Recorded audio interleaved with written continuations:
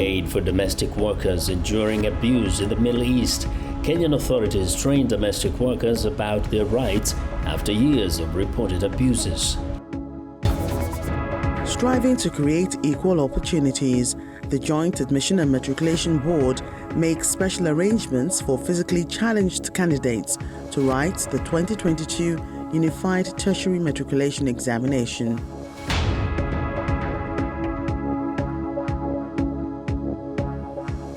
Hello and thanks for tuning into the show that goes around the continent to bring you stories near and far. I'm Joke Rogers at Channels Television here in Lagos, and I'm joined by Vincent McCurry from Voice of America in Washington. Well, thanks. I'm Vincent McCurry at the Voice of America. Happy to be with you again for another edition of Africa 54. Let's start off with the latest from Nigeria. Joke Rogers in Lagos brings you that story. Care and not pity. That's what physically challenged people need. Though they may be weak in one area, they are strong in some others. That's according to the Joint Admission and Matriculation Board, JAMB. Chairman of the board's Equal Opportunity Group, Professor Peter Okebukola, was speaking in Lagos during the special arrangement for physically challenged candidates to write the 2022 Unified Tertiary Matriculation Examination. Our correspondent, Timothy Crown Aderibube, packaged this report. No one with the desire to get university education should be denied access to one due to the challenge of physical inability, particularly visual impairment. That's been the crux of the intervention of the JAMB Equal Opportunity Group, a subset of the tertiary examination body. Every year since 2017, the group has provided support to these special citizens with accommodation, transportation, admission processing, and more. Before you continue. It's been 6 years of such intervention, which so far has catered to over 2,000 Nigerians. Over the last 4 years, at least a third of the candidates that are visually impaired like this have been admitted on merit to our universities, polytechnics and colleges for education, but mainly universities, about 98% of them in our universities. Close to 400 candidates are writing the 2022 UTME in this center and 10 others nationwide. Aside from candidates with vision challenges, those with autism and Down syndrome are also covered. The overall idea is to let them know that they are the same. There's nobody without a disability. 25-year-old Nkanta is a beneficiary. He's planning to study political science at the University of Ibadan. The time I lost my sight, I was thinking that it's the end of life. I didn't actually know that the sky is just a beginning, that it's not the end of life. Their challenges notwithstanding, these candidates are treated to the same questions like their counterparts. While the clicking of their devices continues, so their enthusiasm to become what they've always wanted to, sighted or not. Professor Peter Okebukola joins us now on the program to speak further on this. Glad to have you today on Africa 54. I'm delighted. Thank you for inviting me. So what gap did the board try to, bridge by creating this special program for physically challenged candidates? We saw the people with, eyesight challenges, I must say, taking a JAMB examination. Yeah, Professor Ishaq Oloyede, when he assumed office as the Registrar Chief Executive of JAMB, decided to pursue an agenda of inclusive education, inclusive of access. In other words, you have people who have disabilities, the blind, albino, the deaf, and some other disabilities, not having enough access to university education. So being in charge of a board that superintends admission of candidates into the higher education system, decided to set up the JAMB Equal Opportunity Group. I mean, he has this agenda of equal opportunity, inclusive education.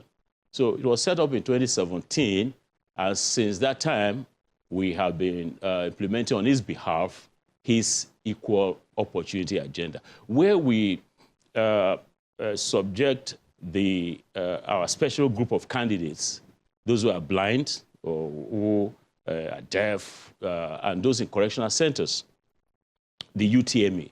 So we implement the UTME, that's the Unified Tertiary Matriculation Examination, and we ensure that what the, in quotes now, the regular candidates do is exactly what our equal opportunity group candidates do.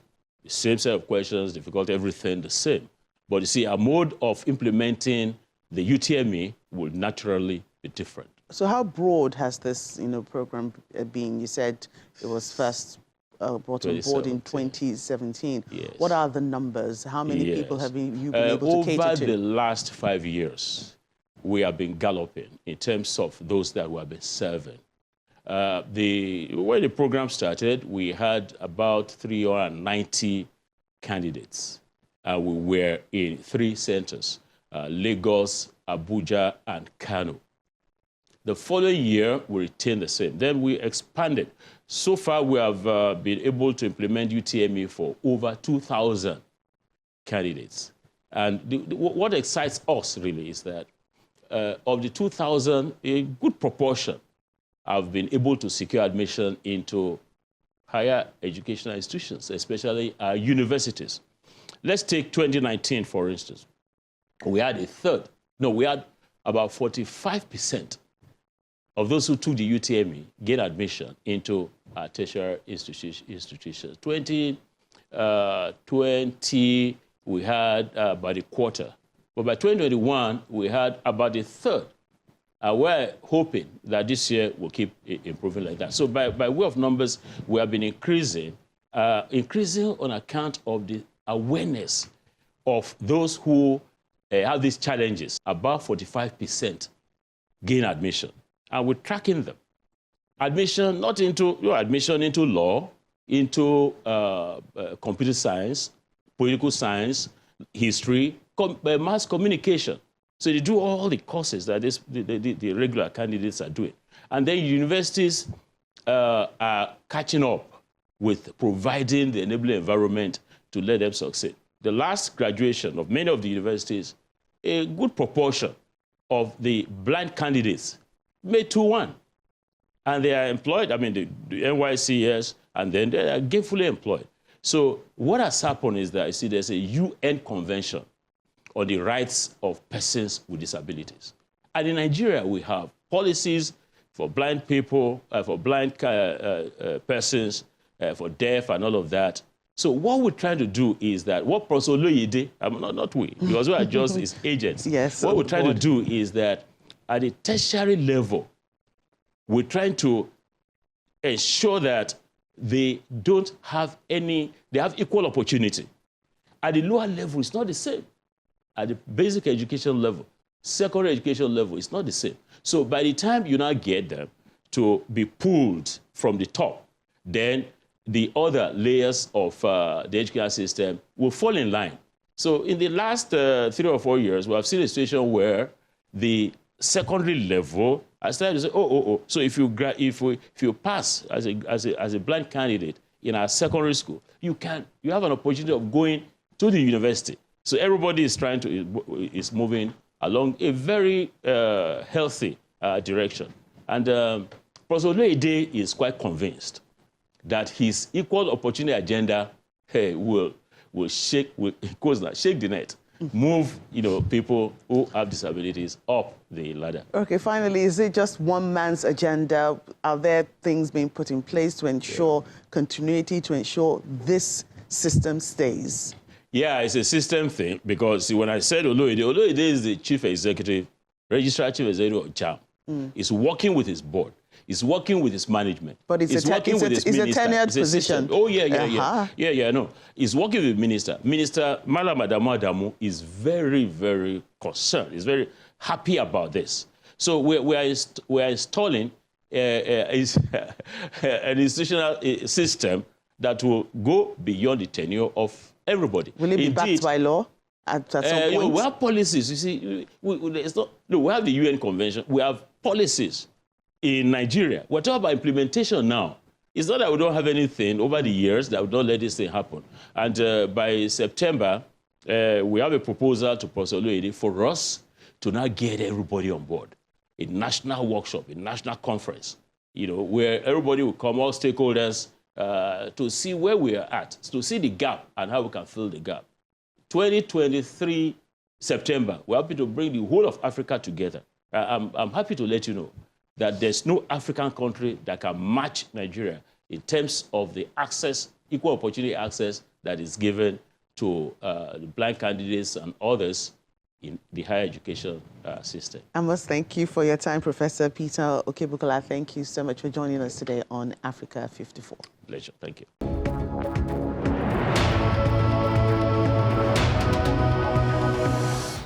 Welcome back to Africa 54. I'm Vincent Makori in Washington. Ethiopian officials in the northern Amhara region of Ethiopia say Tigrayan forces have attacked hospitals and sabotaged water supplies in November 2021, acts that could be considered war crimes. Henry Wilkins reports from Haika, Ethiopia. The hospital's emergency room in the town of Haik is in ruins. The roof has been destroyed, the windows blown out.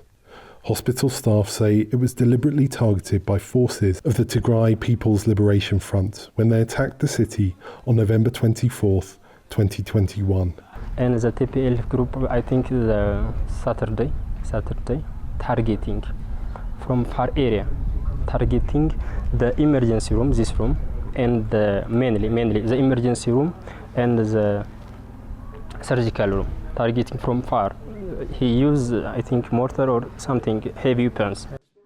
TPLF fighters later came to the hospital and ransacked it for medical supplies and equipment, says Sultan, including his X-ray machine and ultrasound machines.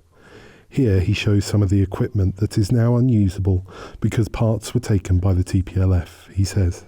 Haik residents say the TPLF also sabotaged this water pumping station, denying them access to water. All over town, there are people with plastic containers going to fetch water.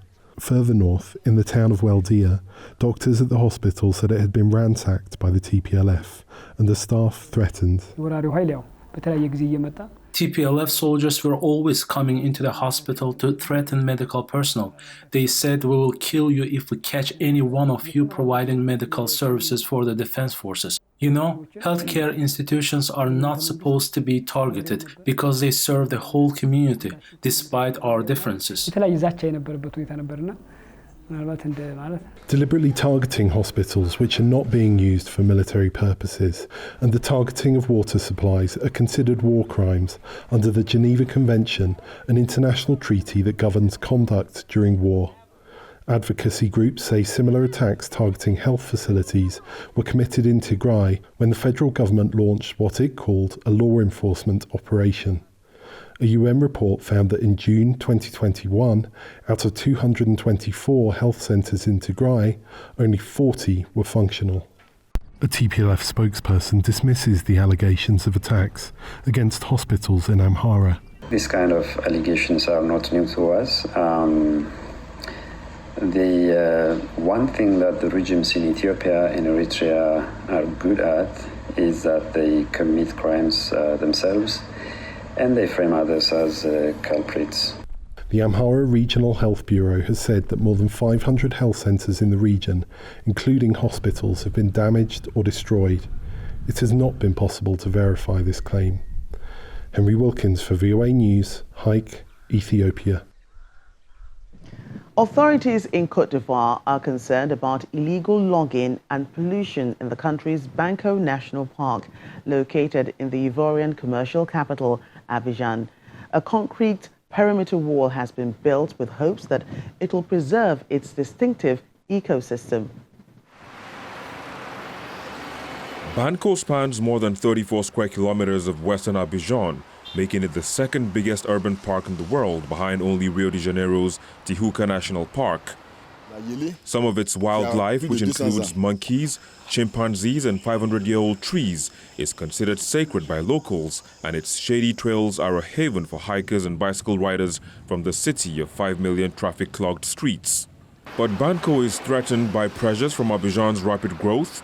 Officials say local residents illegally chop down trees to build houses and dump their trash in the woods and parks. Officials hope to put an end to that.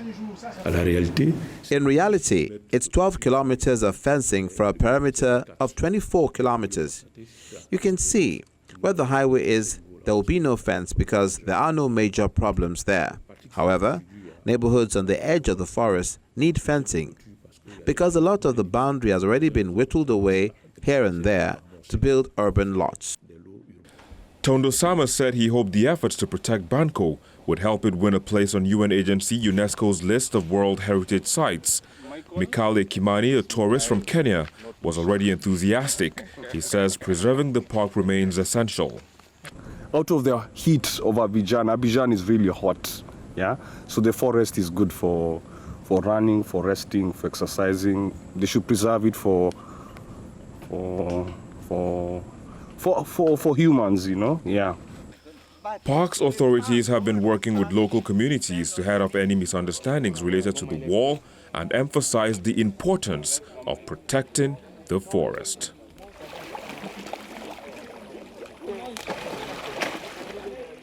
It's time now for a short break. As we do, remind you to visit our website, channelstv.com, for news and programming around the clock. You can also find us at youtube.com/channelsweb.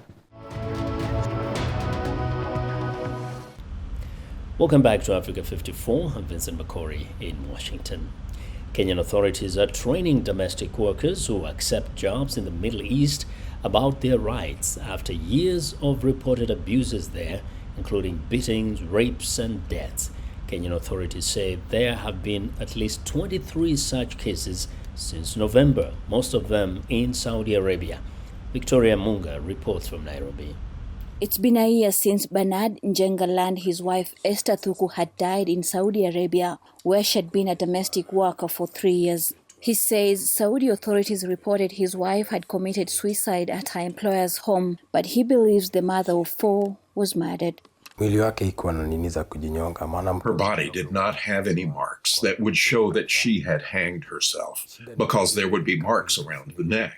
It appeared her body had been buried because it was very dirty and looked like she had been stabbed on the left side. That wouldn't have been hanging at all. Kenyan authorities say that since November, at least 23 domestic workers have died while working in the Middle East. Most of those deaths occurred in Saudi Arabia, according to labor officials. Saudi authorities have reported that all 23 of those deaths resulted from cardiac arrest. In April 2020, Amnesty International reported that Kenyans who have jobs as domestic workers in the Middle East often complain of lack of payment, forced labor, physical abuse, rape, and dangerous working conditions. Now, Kenya is offering safety training for domestic workers who take jobs abroad. So when you don't train them, then basically you are exposing them to exploitation and abuse.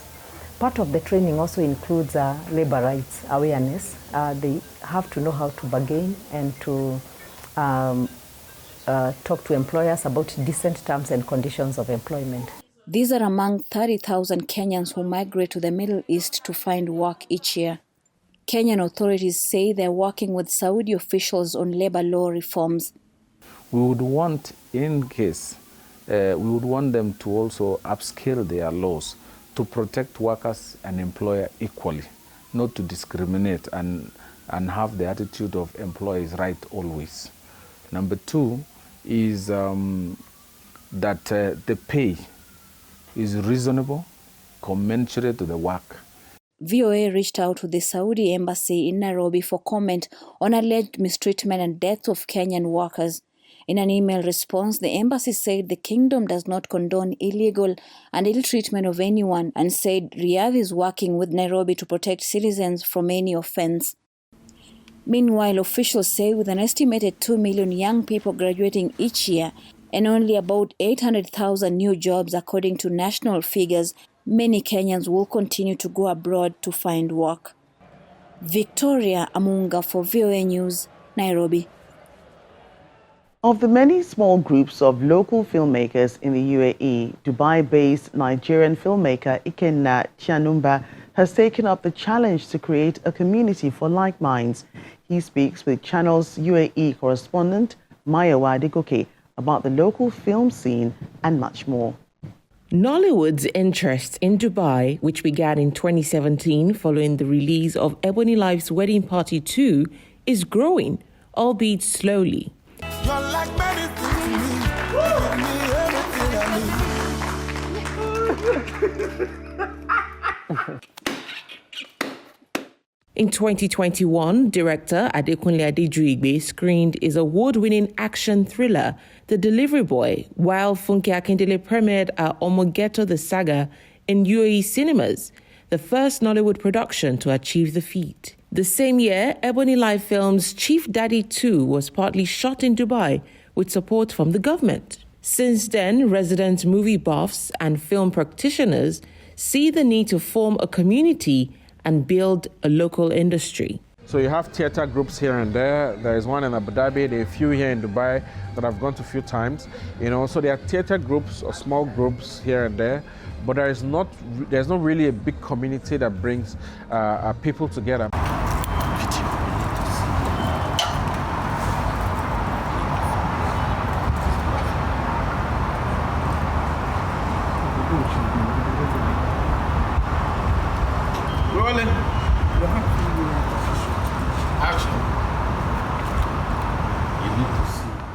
Budding filmmaker Ikenna Chianumba is passionate about seeing such a community spring up. His love for Nollywood dates back many years when he started modeling and attending auditions for film. I wanted something that would pay me good money at the end of every month. So I was not that patient to wait for climbing the ladder in acting, because I actually went a lot of auditions in the Ikeja. I remember Allen days. I remember a lot of people I did audition with now that are big movie stars now. Emeka Okoye, for example, I met him at an audition, and now he's a good producer. Also Amara Nachi, Daniel K. Daniel was my university classmate all through school, and I did auditions those times, but I was not patient, because the movie industry in Nigeria, you need to be patient to climb the ladder and make it big.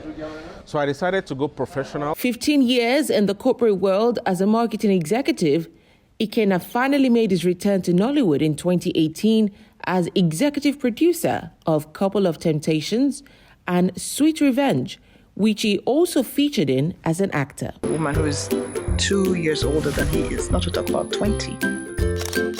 Having got a taste of success, he went ahead to direct his first project in Dubai, a short film, Just a Delivery Guy. I really need a guy like you, and this is something that you deserve.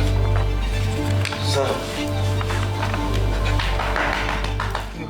Produced and shot within 48 hours, Just a Delivery Guy is a tribute to delivery riders who form an integral part of the e-commerce system in the UAE. I wanted to showcase their story and give them a platform for them to be heard, for people to pay more attention to their delivery guys. Because in Dubai, we buy a lot of stuff. There's a lot of e-commerce. There's a lot of businesses thriving in Dubai.